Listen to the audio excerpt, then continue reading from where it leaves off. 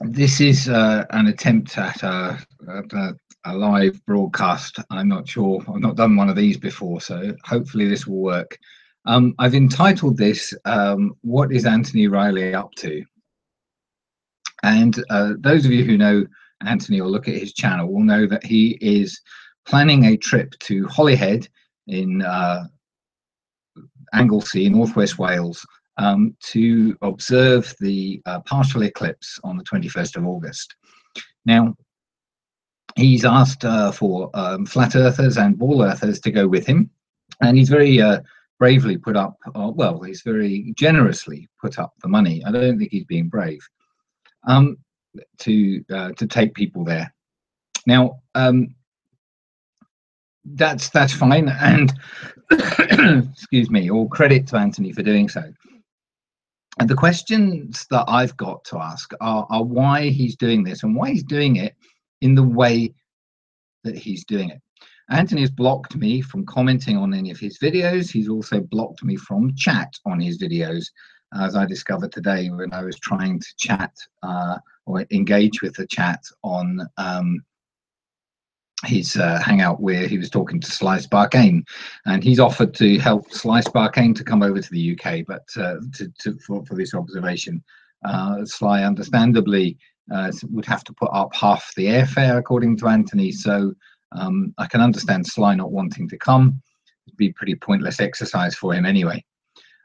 Anyway, let's have a look at what Anthony's actually proposing.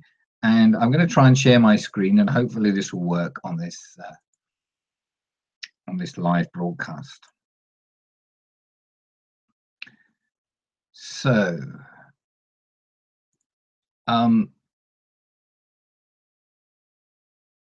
Anthony's proposal is to pick people up near Preston at the motorway services, I believe, and to drive them all the way out here to Holyhead in northwest Wales, off the on the western coast of the island of Anglesey. If we have a little look on Google Earth at this location, here is Holyhead, and as we zoom in to Holyhead, we will see it's a town. It's a little port here. There are ferries that go across to Ireland and probably to elsewhere. I'm not too familiar with it. But the westerly direction or northwesterly direction here, from nowhere in Holyhead itself is there an unobstructed view. Whether Anthony's planning to come up to somewhere like this seawall here, which he may be, and to have a view sort of northwest here of the the eclipse. I'm not sure. He may have explained it in one of his interminably long hangouts. He may not have done. But the question is, why go to Holyhead from Preston or Preston services when he could quite easily go to somewhere like Southport or Blackpool or anywhere along this coast here and have an unobstructed view out across the Irish Sea? From sea level, the Isle of Man should certainly not be visible. The distance out to the Isle of Man is, oops, I've got that in centimeters. Let's just change that to something sensible like miles. It's 60 miles, so you certainly shouldn't be able to see the Isle of Man from 60 miles away, blocking out the sun. Perhaps the highest point on the Isle of Man would block the sun out. I don't know. So you know, that might be a reason, but I'm sure there's a location along this coast here that would allow an unobstructed view across the sea out to to see the sunset. assuming that the day was not cloudy. So what's the reason for this long journey out here? Has Anthony assessed that this is the only place, or the closest place to his location, where he could see the sunset? I mean, Hoylake here, the view across from Hoylake, you know, surely there should be enough of a view across from there of the sunset. So is the whole thing, perhaps, this would strike me as being completely bonkers, but is it the whole thing perhaps some giant sort of hoax, you know, to get everyone to Holyhead somewhere, have them, you know, stand somewhere and say, oh dear, we can't see, you know, the sun's already gone beyond the horizon? That seems a completely bonkers thing to do. Maybe he's going out onto this seawall. I can't imagine that he wants to go out onto the coast here. It's not very hospitable coast, but maybe he does. Perhaps from the top of what they laughingly call mountain in Anglesey, which is actually only 77 meters above sea level. Maybe the plan is to go up here to the high point and to view out over the west. This would certainly, viewing it from a high point would definitely be a good idea out over the ocean, since that would give you the maximum time to actually observe the eclipse. So that's one question, is why Holyhead, and what's the reason for choosing Holyhead. Now, the other point I want to make is about the eclipse itself. I've done this from Southport in England, and the eclipse starts right at the base of the sun. So as the sun is setting, the moon will encroach across the sun just by a little bit here, and going across slightly to the left there and disappearing away there. Now, if you look at the details for this eclipse, you can see that the point at which the moon first appears just at the base of the sun is when the sun is only 6.1 degrees above the horizon. This means that from many vantage points on land, it won't be possible to actually see this, because the sun, the buildings and hills and so on will get in the way. Then by the time it's reached its maximum amount of blocking out the sun, which is this tiny little bit here, we will be only 3 degrees above the horizon, and at the point at which the partial eclipse ends, the moon is actually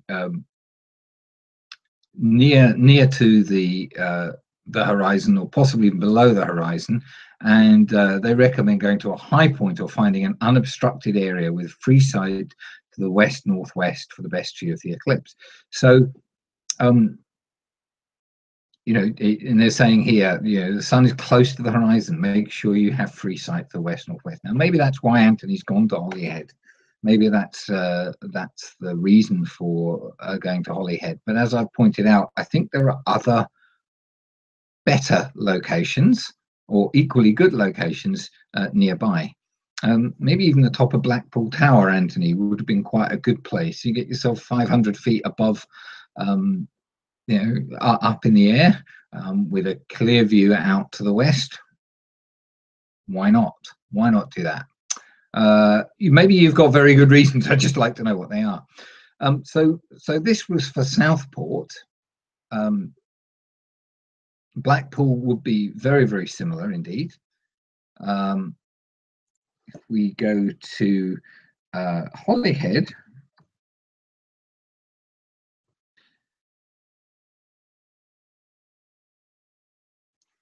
one thought I had was that for Holyhead, the extent of the eclipse was a lot greater than in Southport. With Southport, it was 0.9 magnitude, and this is 0.09 magnitude. This is 0.01, sorry, 0.1. So it's only a small difference in the magnitude of the the eclipse from Holyhead, slightly greater. And again, if we expand these details, we'll see that it starts at 7 degrees above the horizon, and a maximum occurs at only 3.6 degrees above the horizon. And by the time we get to the end of the eclipse, it's 0.6 degrees above the horizon, very close to the horizon, very difficult to see.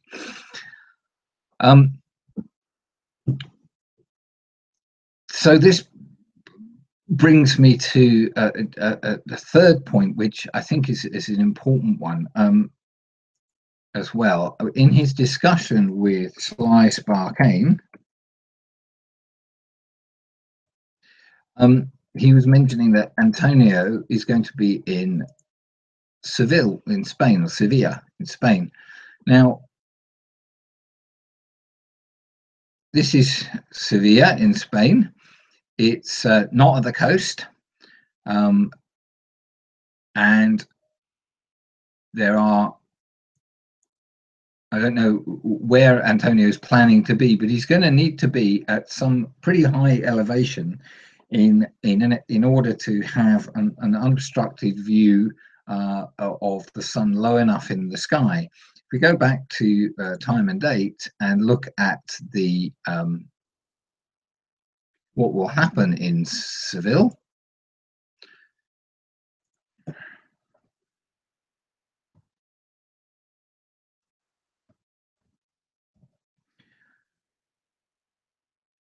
At the time of the eclipse, you can show here what it looks like. It will actually be visible. Now, because Seville is further south, it's nearer to the path of totality, and therefore the magnitude of the eclipse is slightly greater at 0.22, so almost a quarter, if you like, of I don't know how they calculate the magnitude. I assume that's a quarter. I'm assuming one would be. It doesn't look like a quarter there to me, but whatever. If we look at the details for this, the eclipse begins with the sun only 3.5 degrees above the horizon. So it's touching, but it's only 3.5 degrees above the horizon. Chances of Antonio being able to see that from somewhere on land, unless he can get to the very, very highest point and have nothing in his way to obscure a view out to the horizon, seems pretty small. The maximum eclipse occurs, they're saying, at a time when it's 0.1 degrees above the horizon. They've drawn a picture here of the horizon getting in a way to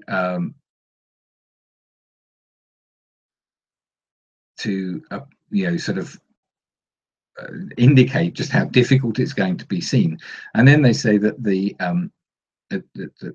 just a fraction of time later, a couple of minutes later, sunset will have occurred, and it will be not directly visible.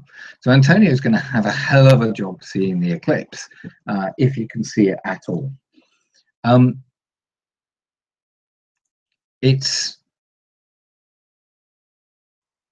It seems odd that Antonio he's probably got other reasons for being in Spain at the time of this partial eclipse.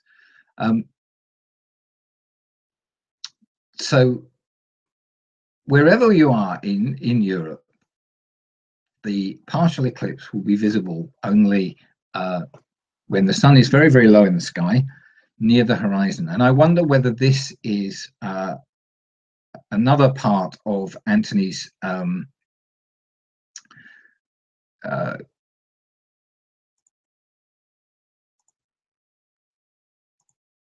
sort of plan, if you like,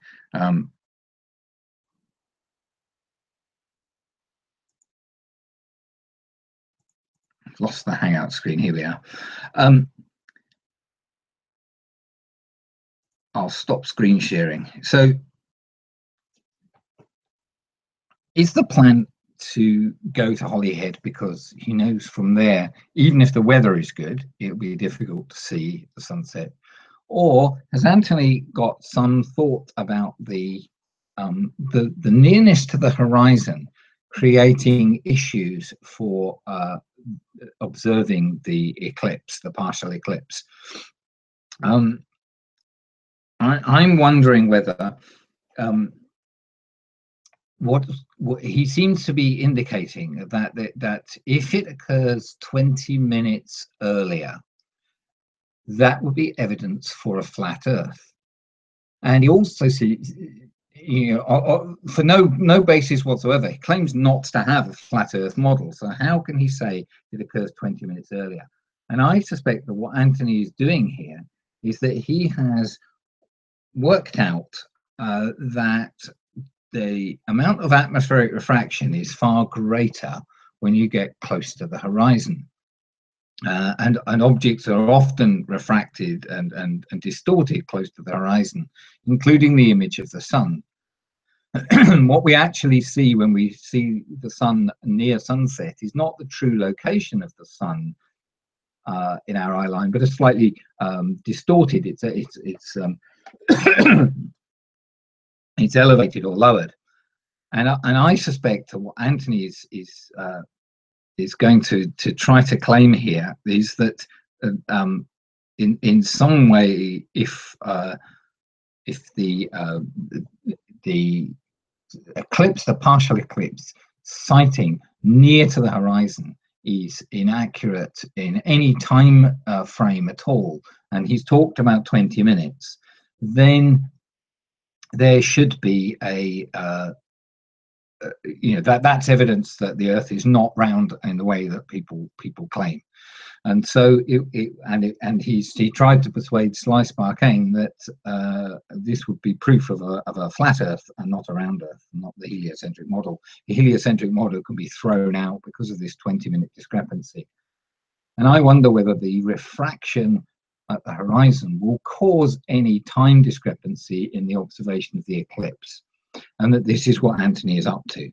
I'm not an expert on this refraction and the effects that it will have, but I'm going to go and do some research, and I'm going to go and try and find out. So the question is put to Anthony, and I doubt whether he has the the decency or the honesty to actually come clean about this. Why is he doing this? Why has he picked Holyhead in particular? And why is he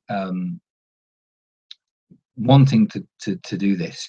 Why does he think 20 minutes, a 20-minute discrepancy in time will be any proof of anything?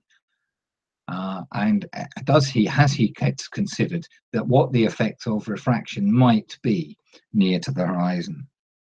Okay, so that's the end of this broadcast. If Anthony gets to see it, maybe he'd have the decency to respond.